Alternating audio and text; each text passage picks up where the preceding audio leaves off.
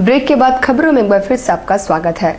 उपायुक्त डॉक्टर अमिताभ कौशल ने शनिवार को लाइन विभाग के अलावा जिला कृषि पदाधिकारी, जिला पशुपालन पदाधिकारी एवं सभी विभागों के कार्यपालक अभियंताओं के साथ बैठक की और सरकारी फंडों के उपयोग का स्टेटस पूछा। उपायुक्त डॉक्टर अमिताभ कौशल ने शनिवार को सरकारी फंड के उपयोग के स्टेटस की जानकारी के लिए सभी विभागों के कार्यपालक अभियंताओं, जिला कृषि विभाग, जिला पशुपालन विभाग, ब्लॉक अधिकारियों के साथ लंबी बैठक की और सड़क, नाला, भवन आदि निर्माण में सरकारी फंडों के उपयोग की जानकारी हासिल की। टीडीसी लालमोहन महतो ने बैठक के बाद मीडिया को जानकारी दी।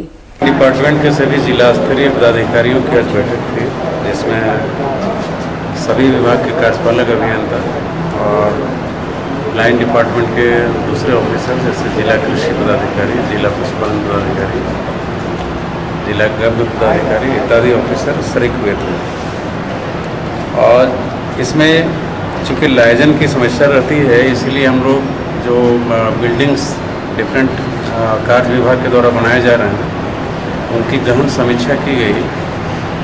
जैसे ब्लॉक का निर्माण या अंचल अधिकारी के आवास का निर्माण, पैक्स इत्यादि का निर्माण, कृषि विभाग के कई केंद्रों का निर्माण और सड़क इत्यादि की गहन समीक्षा की गई। वरिष्ठ नागरिकों ने रेलवे व अन्य स्थानों पर सुविधाओं की मांग को लेकर प्रधानमंत्री को एक पत्र लिखा है।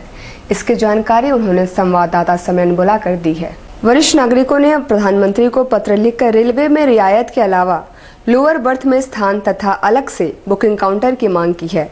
इसी तरह बैंकों में भी अलग व्यवस्था की मांग की गई है। वरिष्ठ नागरिकों को रेलवे में क्या क्या सुविधाएं मिलनी चाहिए जो नहीं मिल रहा है, तो हम लोग रेल मंत्रालय और प्रधानमंत्री को लिखा है कि वरिष्ठ नागरिकों को समान सुविधा मिलनी चाहिए। रेलवे में महिलाओं को 50% छूट मिलती है, लेकिन पुरुष को सिर्फ 40% मिलती है। हम लोगों ने मांग किया है कि वरिष्ठ पुरुषों के ही 50%। दूसरा हम लोग मांग किया है कि सभी रेलगाड़ियों में वरिष्ठ नागरिकों के लिए लोअर बर्थ को सुरक्षित होना चाहिए, क्योंकि वरिष्ठ नागरिकों को अपर बर्थ मिल जाता है, उसके लिए बहुत दिक्कत है। तीसरा हमने मांग किया है कि सभी बुकिंग काउंटर वरिष्ठ नागरिकों के लिए अलग बुकिंग काउंटर होना चाहिए।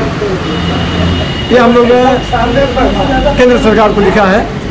इसके अलावा लोकल प्रशासन को हमने लिखा है कि जितने भी यहाँ पर बैंक हैं, सभी बैंकों में वरिष्ठ नागरिकों के लिए बैठने के लिए कुछ स्थान होना चाहिए। सुनारी में संजय शर्मा के नेतृत्व में सामाजिक कार्यकर्ताओं ने शनिवार को बैठक की और शहर में उपायुक्त द्वारा नो एंट्री लागू करने पर उनका अभिनंदन करने का निर्णय लिया गया। सुनारी में शनिवार को सामाजिक कार्यकर्ताओं ने एक बैठक कर शहर में उपायुक्त द्वारा सुबह 6 से रात 10 तक नो एंट्री व्यवस्था लागू करने का स्वागत किया गया। बैठक में कहा गया कि इस व्यवस्था से शहर की यातायात व्यवस्था अच्छी हो गई है और दुर्घटनाएं भी कम हो गई है।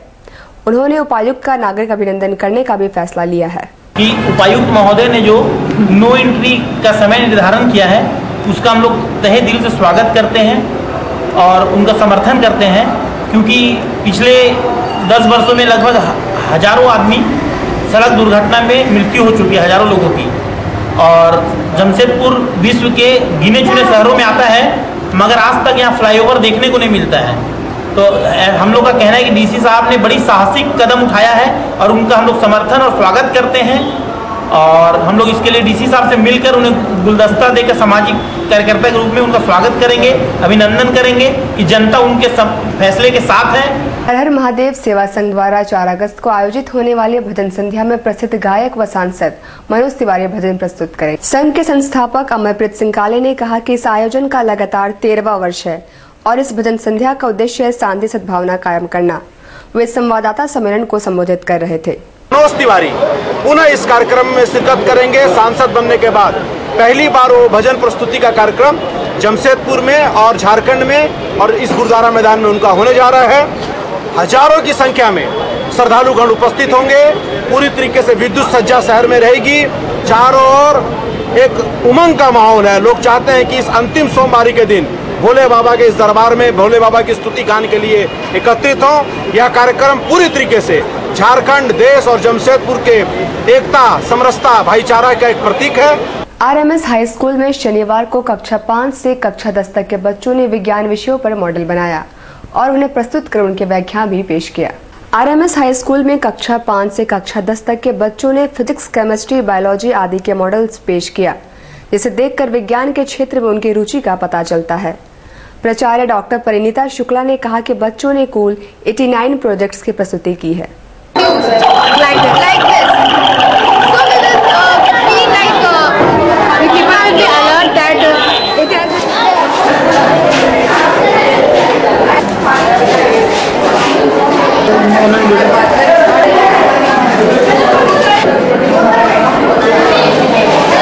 के अलग अलग सेक्शंस बना के बच्चों ने मॉडल्स, चार्ट और एक्सपेरिमेंट्स खुद किए हैं और कॉन्फिडेंटली बच्चों को टीचर्स ने गाइड जरूर किया है, बट सारा जो काम है वो बच्चों ने ही किया है, स्कूल में रह के किया है। एंड इसमें जो भी प्रोजेक्ट है उसमें बहुत कुछ ऐसा दिखाया गया कि जो आज की समस्याएं हैं, जैसे कि पानी को कैसे बचाना चाहिए, पावर कैसे जनरेट करना चाहिए, ट्रैफिक रूल्स को समझना, जो कि एक्सीडेंट्स वगैरह बहुत होते हैं, ये सारी चीज़ें देखते हुए इवन हम लोगों ने सोशल स्टडी के ऊपर भी, जैसे कि प्राचीन जो हमारा कैसा, कहाँ से हम शुरू हुए और अब तक कहाँ आ पाए हैं, उनको भी दर्शाया बच्चों ने मॉडल के रूप में बन के। और छोटे बच्चों ने बेसिकली न्यूट्रिशियस फूड क्या होना चाहिए, सेफ्टी रूल्स क्या होना चाहिए, और साइंस में बेसिकली फिजिक्स, केमिस्ट्री के बहुत, इलेक्ट्रिकल को बहुत ज़्यादा इंपॉर्टेंट दिया गया कि इलेक्ट्रिकल पावर कैसे जनरेट होता है, रेन वाटर हार्वेस्टिंग कैसे हो सकता है। इस तरीके के मॉडल्स करीब नहीं तो मेरे ख्याल से 89 प्रोजेक्ट्स किए गए हैं। आंध्रा एसोसिएशन इंग्लिश स्कूल में बच्चों ने विभिन्न टॉपिक पर अपने व्याख्यान प्रस्तुत किया। बच्चों को पहले से ही स्वतंत्रता दिवस, ईद एवं रक्षाबंधन पर व्याख्यान करने को कहा गया था।